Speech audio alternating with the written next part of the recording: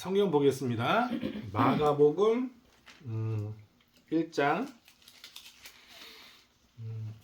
1장 9절부터 11절까지 마가복음 9장 1장 9절에서 11절까지.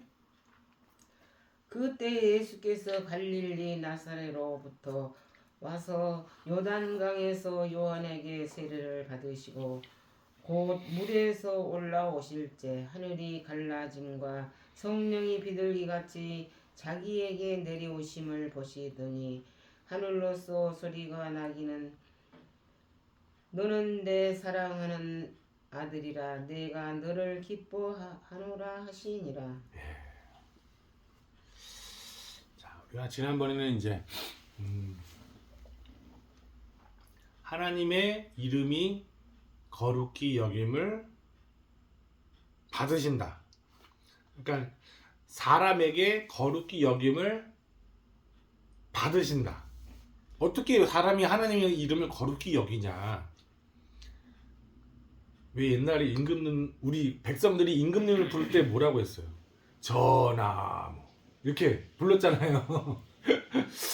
이름 부르듯이 부르죠. 왕이니까 높여서 부르잖아요. 그렇죠. 임금이시여 뭐 이렇게. 근데 그렇게 부르라는 거냐? 그건 아니고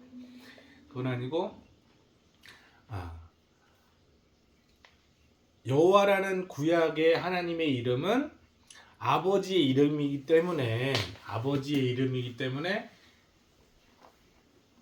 그 아버지 여호와라는 이름이 들리는 자리에서는 항상 아버지로 듣는 자녀가 있다는 거예요. 하나님의 이름을 아버지로서 듣는 자녀. 그러니까 자녀니까 여호와가 아버지의 이름으로 드린단 말이죠. 그러니까 예수님이 맨 처음으로 여호와라는 이름을 들었을 때 아버지로서 발언했다는 거예요. 하나님도 아니야. 그러니까 하나님, 아유 위대하신 하나님, 우주 만물의 창조 하나님 이렇게 들리지도 않았다는 거예요. 여호와라는 이름을 들을 때 정말로 한유리가 저 이름을 들을 때 아버지를 떠올리는 것처럼, 제가 아버지 이름을 들을 때 아버지를 떠올리는 것처럼, 할아버지 이름을 아버지가 들을 때 아버지를 떠올리는 것처럼, 예? 어머니가 아버지 이름을 들을 때 아버지를 떠올리는 것처럼 예수님께서는 여호와라는 이름이 들릴 때 아버지를 떠올렸단 말이에요. 그래서 아버지라고 부를 수 있었다는 거죠. 그게 하나님의 이름을, 아버지 이름을 거룩히 여기는 거란 말이죠. 그것만큼 거룩히 여기는 방법이 없어요.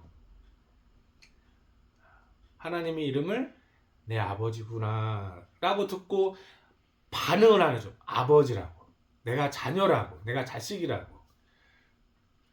하늘이가 어떻게 저를 부르는 게 전 제일 좋겠어요? 아빠 그럴 때 제일 좋잖아요. 아빠라고 부르는 자식. 학원에서는 그 아이들이 저를 어떻게 불러요? 선생님 그런단 말이에요. 수학 선생님. 근데 그렇게 부르는 것과 하늘이가 아빠라고 부르는 것은 하늘과 땅 차이거든요. 제가 저로서 가장 듣고 싶은 제 마음속에 기쁨이 일어나는 그 부름은 아빠란 말이죠. 그런 것처럼 하나님도 예수님의 아버지라는 부름을 들을 때 가장 기뻐하셨다는 거예요.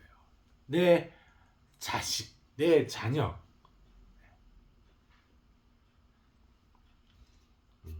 그래서 이제 지난주에는 하나님의 이름을 거룩하게 부르는 법, 하나님의 이름을 거룩히 여기는 법에 대해서 말씀드렸던 거죠. 오늘은 뭐냐면 하나님께서 자기의 자녀에게 내가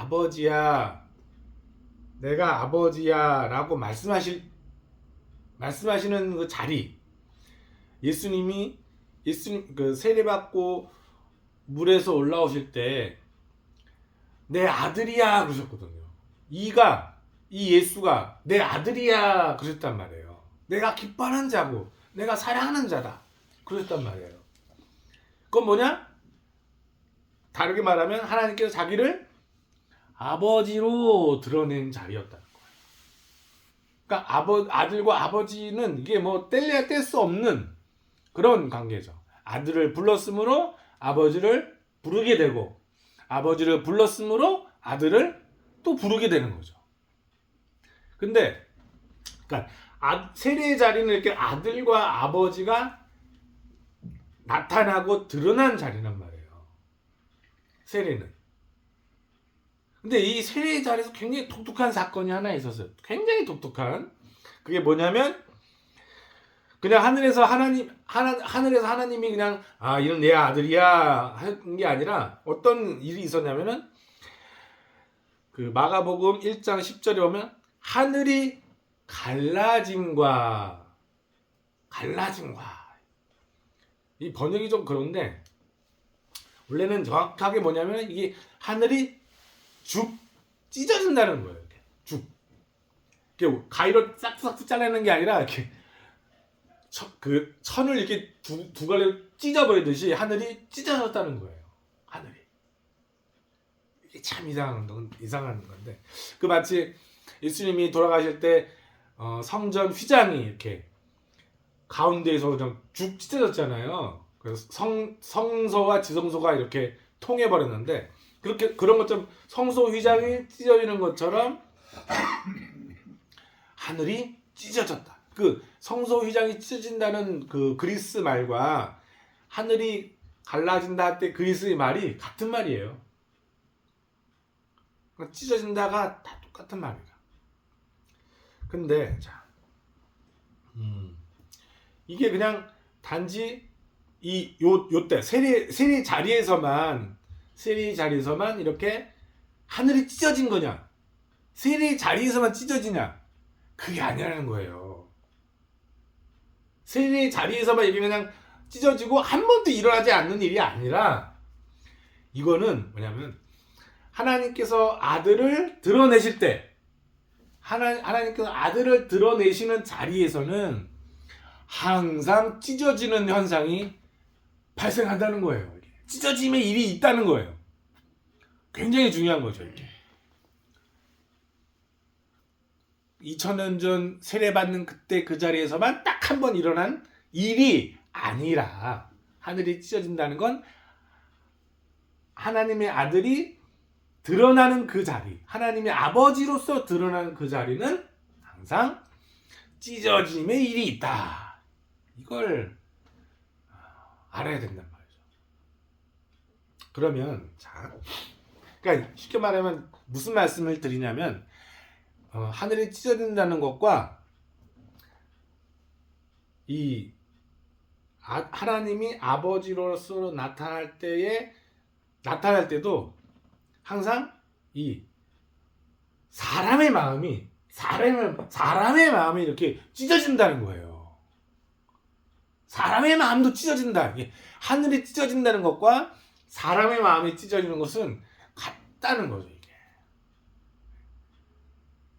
이게 성경을 아들을 통해서 읽는 자들은 반드시 이 경험을 하게 돼 있어요.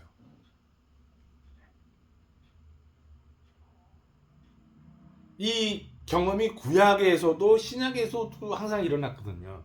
구약에서는 이제 예를 들면 뭐 아벨도 그랬고요, 아브라함도 그랬고요, 다윗도 그랬고, 솔로몬도 그랬어요.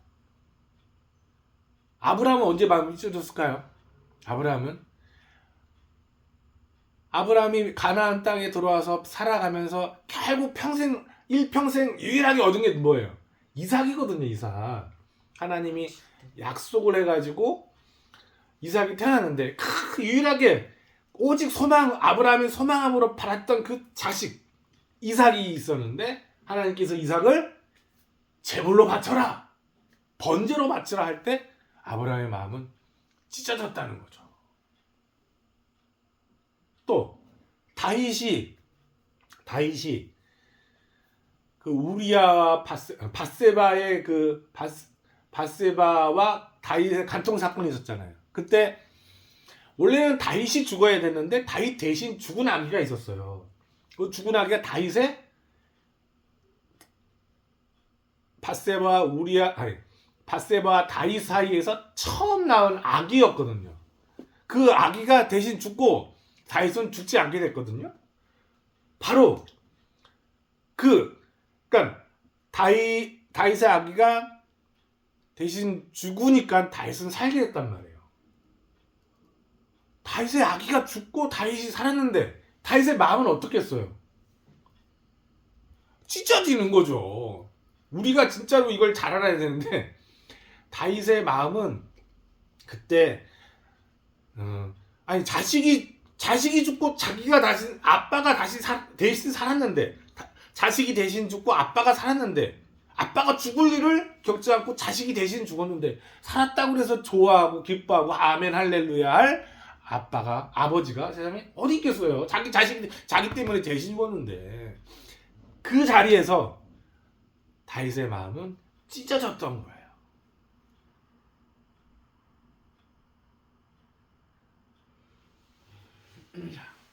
신약에서 마음이 진짜 찢어진 사람이 있었어요. 신약에서 아브라함처럼 다윗처럼 마음이 찢어진 여인이 있었어요. 그게 누굴까요? 마음이 찢어진 여인이 있었어요. 그 하늘이 찢어지고 성소 위장이 찢어지듯이 마음이 이렇게 천갈래 만갈래 찢어진 여인이 있었어요. 그게 누구냐면 누굴까요? 그 마음이 찢어진 여인을 우리 생각해야 돼요. 저기 누구였어요?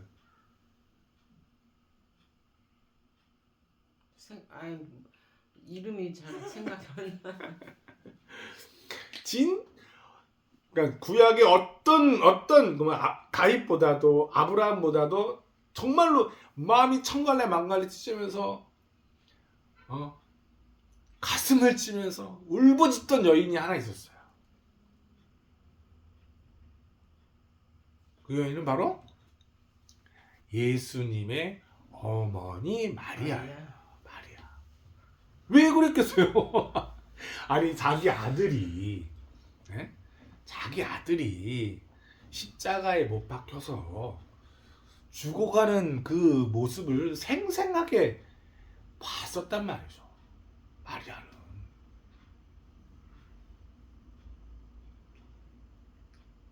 마리아를 그냥 신앙의 그냥 예수의 어머니, 성모 어머니 이렇게만 생각하시면 안 되고 진짜 어미의 심정이 있었고 그 어미의 심정이 아들이 십자가에 죽는 그 자리에서 찢어졌단 말이죠. 그렇게 아플 수가 없어. 그 아픔을 어떻게 상상할 수 있겠어요? 그냥 그 여인의 마음이 찢어졌다고 말할 수는 있지만 그 여인의 그 마리아의 그 자기 자식이 죽어가는 자리에서 얼마나 천갈래 만갈래 찢어졌겠어. 구할 수도 없고 자기가 대신 죽을 수도 없고 아들이 피 흘리면서 못 박혀서 피 흘리면서 창에 찔리고 막 물과 피가 그냥 절절절 흐르면서 죽어가는 그 마당을 봤단 말이에요. 마리아가 얼마나 마음이 말할 수도 처참하고 비통하고 그랬던 거죠. 그 마치 그 세월호 사건 있잖아요. 그 세월호에서 그 부모들이 자기 아이들이 물속에 수장되는 고를 다 봤단 말이에요. 천천히 수장되는데도 아무도 구조해주지 않으면서 어떻게 하면서 막 어떻게 할지도 모르는 상황 속에서 아이들은 그냥 천천히 가라앉았단 말이에요. 그때 그 부모의 마음이 어떻게 했어요? 찢어지는 거죠. 그걸 누가 그걸 근데 그 부모의 마음이 바로 그 세로의 엄마들의 마음이 마리아의 마음이었단 말이에요. 마리아의 마음. 그 마리아의 마음. 그게 찢어짐이었다는 거죠. 근데 그러니까 우리도 마찬가지예요. 우리 지금 2000년 살던 그 마리아나 뭐 구약 시대의 그런 아브라함이나 다윗이나 그들만 마음이 찢어지는 건 아니에요. 이 말씀을 온전히 듣는 자들은 다 마음이 찢어지게 되었어요. 세상에서 우리가 쌓여 있잖아. 쌓여 있고 율법으로 쌓여 있고, 근데 그렇죠. 그 보자기를 찢어야 그렇죠. 그렇죠. 하나님과 대화할 수 있고 성령께서 함께 하실 그렇죠. 수 있다는 그렇죠. 그 은혜로 찢어져야만이 된다는 그렇죠. 말씀이지. 그렇죠. 하나님 은혜로. 예, 맞습니다. 그러니까 이제 중요한 사실은 뭐냐면 그 찢어지면 그냥 하나님이 사람의 마음을 찢는 일이 아니에요. 마음이 찢어지는 자리에서는 항상 누가 나타나요? 아들이 나타난다는 거예요. 예수님이 하나님의 아들로서 증거된다는 거예요. 이게 마음이 찢어지는 자리에서 세례의 물에서 하늘이 찢어지고 저 예수가 내 사랑하는 아들이야 라고 하나님께서 친히 증거하셨단 말이에요. 근데 그 증거가 우리의 마음이 찢어지는 자리에서 항상 발생한다는 거죠. 아들이 증거된다는 거예요. 그냥 내 마음이 너무 아파, 내 마음이 너무 쓰라려, 그냥 괴로움 당하는 게 아니라 이것은 아들이 드러나는 일이고, 아들이 드러난 자리에선 마치 해산의 고통 같은 고통이 우리에게 찾아온다는 거예요. 이런 내 마음도 내가 찢지를 못하잖아. 그렇죠, 못 하나님의 찢어요. 은혜가 말씀이 찢는 거예요, 말씀이. 말씀으로 찢고 기도로 찢고 찬송으로 찢어지는 역사가 일어나야 돼, 각자의. 그렇죠. 근데 그것이 너무너무 힘든 거지. 우리 힘으로 못하니까. 우리가 하나님을 맞아요. 찾아야만이 하나님도 우리를 마음을 찢어주시겠지. 찾지 않는 자에게는 찢어질 그렇죠. 수가 없는 거지. 이제 여기서 잘 들어야 될 건 뭐냐면, 마음이 찢어질 때 그게 기쁘겠어요, 안 기쁘겠어요? 기쁘지. 안 기뻐요. 마음이 찢어지는데 뭐가 기뻐? 아니, 자기 자식이 죽어가는데 뭐가 기쁘겠어요? 아프기만 하지. 이제 중요한 거 뭐냐면은, 찢어짐은 너무너무 고통스러운 거예요. 아들이 죽는 자리에서 무슨 기쁨이 있겠어요? 아버지, 제가 십자가에서 이렇게 못 박아 죽으면 기쁨이 일겠어요? 아프기만 하겠죠. 그렇잖아요. 거기에서 무슨 기쁨이 있겠어요. 그런데 신앙은 뭐냐? 신앙은 그 고통을 받아들이고, 그 아들이 드러난다는 사실에, 예수가 하나님의 아들이라고 드러나는 사실에 만족하는 거란 말이죠. 그때 기쁨이 온다는. 그때 기쁨이 오는 거죠. 그때. 그러니까 슬픔이 변하여 기쁨이 된다는 건 내 고통이 그냥 단순히 고통이 아니라 아들을 해산하는 해산의 고통이란 말이에요. 그 해산할 때는 너무너무 아프고 힘들지만은, 그렇죠. 낳고 나면 기쁨이 오죠. 그렇죠. 바로 그거예요. 그러면 그 말씀이. 그렇기 때문에 고통이 올 때 오히려 기뻐해야 되는 거죠. 하나님께서 나에게 아들을 주시는구나. 하나님께서 나에게 예수를 하나님의 아들로 주시는구나 라고 생각해야 된다는 거예요. 대부분은 이 고통이 올 때 두려워서 떠나요.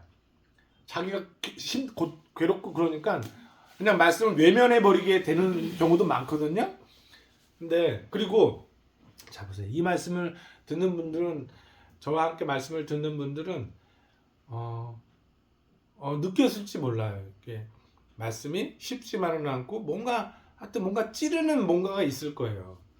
근데 그 찔림은 말씀을 듣고 뭔가 찔리는 마음이 조금이라도 들었다면, 그거는 뭐냐면 아들이 나타나기 위해서 하나님께서 나에게 주시는 고통이라는 거죠. 아들을 드러내는 자리에서 당연하게 오는 고통, 해산의 고통, 그 쓰라림이 있는 거예요.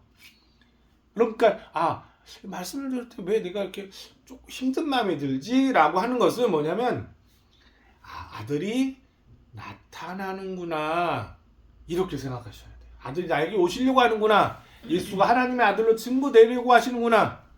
이렇게 기뻐하셔야 되는 거예요.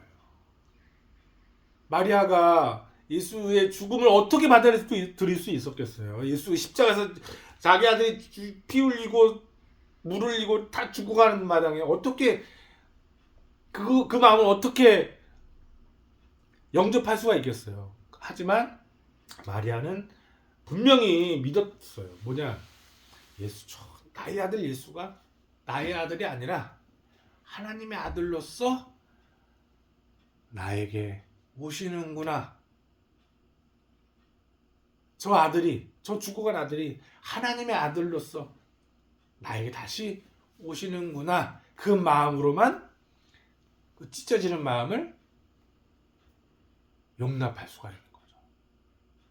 영접할 수가 있는 거예요. 하나님 말씀은 항상 우리 안에 곧 어떤 해산의 고통을 주어요. 해산의 고통을. 이 해산의 고통을 외면하지 말고 끝까지 붙들고 끝까지 아파하면서 예수를 하나님의 아들로 낳아야 되는 거예요. 우리가 다. 성도는 다 여인과 같아요. 그래서 해산하는 여인과 같아요. 고통을 받거든. 그 고통을 감내하면 끝까지 감내하면 아들을 영접하는 것이 돼요. 이 이야기를 구약도 신약도 줄기차게 하나님의 아들은 기쁨이지만 그 기쁨을 우리가 안을 때는 항상 고통이 찢어지는 마음이 상한 심령이 온다. 이걸 중심으로 또 다음 주에 말씀을 드리겠습니다. 기도하겠습니다. 하나님, 하나님의 아들이 우리 마음속에 올 때는 항상 찢어지는 마음이 상한 심령이 우리에게 옵니다. 이 고통스러운 마음을 외면하지 않고 그것을 한쪽으로 치워버리지 않고 이 고통이 예수님이 하나님의 아들로 나에게 오시는 일이구나 생각하면서 끝까지 고통을 이기고 감내하고 감당하면서 하나님의 아들을 맞이하게 하시고 우리가 다 기쁨으로 해산해버린 여인의 기쁨을 다 같이 누리게 해주십시오. 예수님의 이름으로 기도했습니다.